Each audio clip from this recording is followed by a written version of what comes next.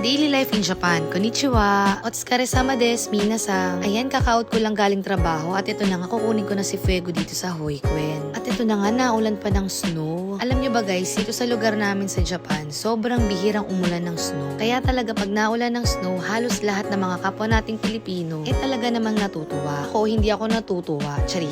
Ang lamig kasi para ka nasa loob ng ref. Nakakatamad kumilos. Ilang araw na naman tong walang liguan. Charot. Ayan, habang wala pa si ate, didiretso muna kami ni Fuego sa groceryhan. Medyo alalay lang din ako sa pagmamaneho dahil yung sasakyan namin hindi nakapang snow tires or winter tires. At ayun na nga, for the pili muna ako ng mga mangungut-ngut. Sarap kasing kumain pag malamig. At ewan ko, ako lang ba to na mahilig kumain ng ice cream sa taglamig? Weird no, pero ganun talaga. At sa totoo lang, kaya lang din kami nandito sa groceryhan para bumili ng Yaki Imo or mas kilalang baked Japanese sweet potato. Ayan kaso, walang nagbebenta sa machine. Kaya bumili na lang ako ng ingredients para sa pizza bread. Para meron din mimeriendahin si ate pag uwi niya galing ng school. So that's it guys, babush!